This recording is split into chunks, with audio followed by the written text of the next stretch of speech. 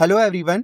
पिछले वीडियो में हमने डिस्कस किया था कि कैसे जिन्ना ने 14 डिमांड्स रख के एक नया रास्ता इख्तियार किया और साथ ही साथ हमने नेहरू रिपोर्ट को भी देखा था कि वो कैसे फ्रेम किया गया। अब सिविल डिसोबीडियंस मूवमेंट का माहौल बन रहा था, मगर उससे पहले कुछ इवेंट्स हुए जिनके बारे में आज हम चर्चा करेंगे। तो स्टार्ट करते हैं कलकत्ता कांग्रेस सेशन से। कलकत्ता के सेशन में नेहरू रिपोर्ट अप्रूव की गई थी, जो हमने देखा ही था। लेकिन जवाहरलाल नेहरू, सुभाष चंद्र बोस जैसे यंग लीडर्स ने डिससैटिस्फैक्शन एक्सप्रेस किया क्योंकि वो डोमिनियन स्टेटस से खुश नहीं थे।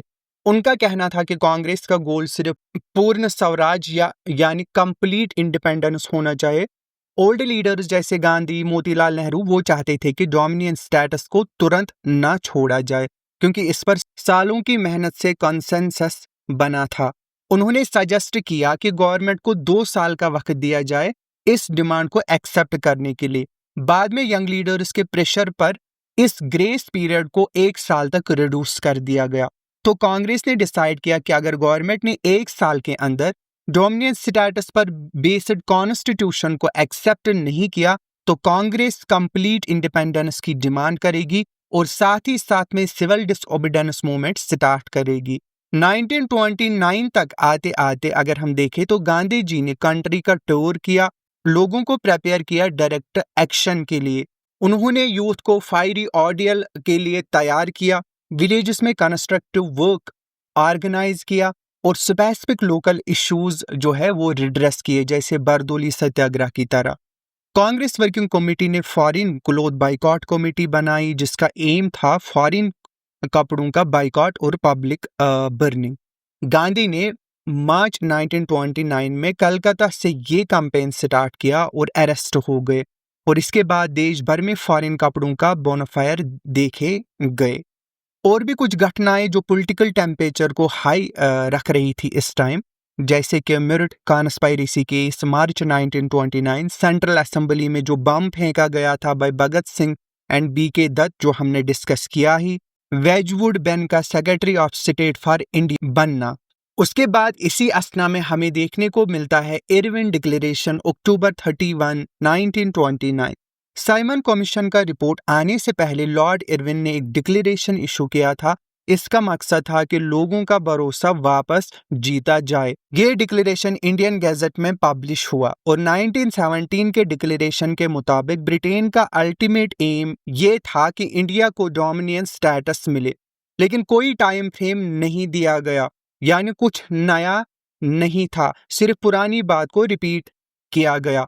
साथ ही लॉर्ड इरविन ने प्रॉमिस किया साइमन कमीशन रिपोर्ट के बाद राउंड टेबल कॉन्फ्रेंसेस भी होगी। तो यहाँ पे जो है हमें दिल्ली मैनिफेस्टो मिलता है। उसके बाद 2 नवंबर 1929 बात यूँ होती है कि प्रोमिनेंट नेशनल लीडर्स ने दिल्ली मैनिफेस्टो इशू किया जिसमें ये कंडीशंस रखी गई कि राउंड टेबल कॉन्फ्रेंस अटेंड करने के लिए कॉन्फ्रेंस का मकसद ये हो कि डोमिनियन स्टेटस के इम्प्लीमेंटेशन के लिए कॉन्स्टिट्यूशन ड्राफ्ट किया जाए। दूसरी डिमांड इस दिल्ली मैनिफेस्टो में ये रखी गई, ये कंडीशन रखी गई कि कांग्रेस को मेजॉरिटी रिप्रेजेंटेशन मिलनी चाहिए। तीसरी जो डिमांड रखी गई, कंडीशन रखी गई, वो ये थी पॉलिटिकल प्रिजनर्स को जनरल एमनेस्टी मिलनी चाहिए और कंसलेशन पॉलिसी फॉलो की जाए। गांधी, मोतीलाल नेहरू दिसंबर 1929 में लॉर्ड इरविन से मिले और ये डिमांड्स रिपीट की, लेकिन इरविन ने इन डिमांड्स को रिजेक्ट कर दिया। अब कॉन्फ्रंटेशन का स्टेज सेट हो गया था। तो यहाँ पे सीन में आता है लाहौर कांग्रेस सेशन दिसंबर 1929। इस सेशन में जवाहरलाल नेहरू को प्रेसिडेंट बनाया गया। मोस्टली गांधी जी के सपोर्ट से 15 out of 18 provincial Congress committees ने नेहरू के खिलाफ वोट दिया, लेकिन फिर भी नेहरू को सिलेक्ट किया गया क्योंकि ये वक्त ही पूर्ण स्वराज डिक्लेयर करने का था और क्योंकि यूथ का इन्फ्लुएंस साइमन बॉयकॉट में दिखा था। तो अपने प्रेसिडेंशियल एड्रेस में नेहरू ने यह भी कहा कि ये अब एक खुली साजिश है देश को आज़ाद करवाने की। उन्होंने ये भी कहा कि मैं एक सोशलिस्ट और रिपब्लिकन हूँ और मुझे राजा महाराजू या इंडस्ट्रियल किंग्स का सिस्टम पसंद नहीं है। उन्होंने एक्सप्लेन किया कि लिबरेशन एक मास मूवमेंट होना चाहिए और मास मूवमेंट पीसफुल ही होनी चाहिए जब तक ऑर्गेनाइज्ड रिवोल्ट ना हो। तो मेजर डिसीजन जो लाहौर सेशन में लिए गए वो ये थे कि राउंड टेबल कॉन्फ्रेंस का बाइकआउट किया जाएगा। कंप्लीट इंडिपेंडेंस कांग्रेस का गोल बनाया गया। कांग्रेस वर्किंग कमेटी को सिविल डिसोबीडियंस मूवमेंट लॉन्च करने की पावर दी गई, जैसे कि टैक्स ना देना। चौथा डिसीजन ये लिया गया कि सभी लेजिस्लेटिव मेंबर्स को रेजिग्नेशन देने को कहा गया।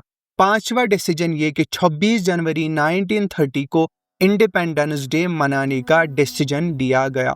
31 दिसंबर 1929 का जब टाइम आया तो रावी रिवर के किनारे मिडनाइट में newly adopted try colour flag को जवाहरलाल नेहरू ने अनफर्ल किया। लोग इनकलाब जिंदाबाद के नारे लगा रहे थे। अब 26 जनवरी को चुना गया इंडिपेंडेंस डे और एक प्लेज लिया गया। 26 जनवरी 1930 को पूरे मुल्क के गांवों और शहरों में पब्लिक मीटिंग्स हुई।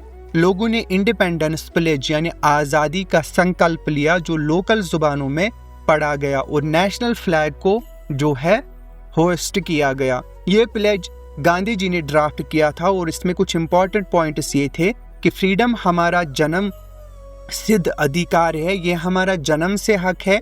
ब्रिटिश गवर्नमेंट ने हमें आज़ादी से महरूम करने के साथ साथ इकोनॉमिकली रून किया, जैसे विलेज इंडस्ट्रीज को डिस्ट्रॉय किया, पॉलिटिकली एक्सप्लॉइट किया, हमें पॉलिटिकल राइट्स नहीं दिए गए, कल्चरली हमें अपनी जड़ों से काट दिया एजुकेशन सिस्टम के जरिए, और स्पिरिचुअली हमें बेहिम्मत बनाया कंपलसरी डिसआर्ममेंट से। ब्रिटिश राज के नीचे रहना न सिर्फ इंसानियत के खिलाफ है बल्कि भगवान के भी खिलाफ है। अब हम ब्रिटिश सरकार के साथ जितने वॉलंटियर रिलेशंस है उन्हें तोड़ने की कोशिश करेंगे और टैक्स पेमेंट बंद करके सिविल डिसोबीडियंस मूवमेंट शुरू करेंगे।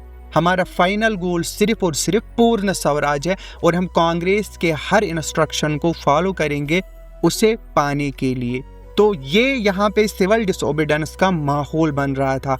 तो आपने देखा कि कैसे सिविल डिसोबीडियंस मूवमेंट का माहौल तैयार हो रहा था और कैसे इवेंट्स जो पॉलिटिकल इवेंट्स हो रहे थे और टेम्परेचर बढ़ रहा था सिविल डिसोबीडियंस मूवमेंट के ग्राउंड को प्रिपेयर करने के लिए।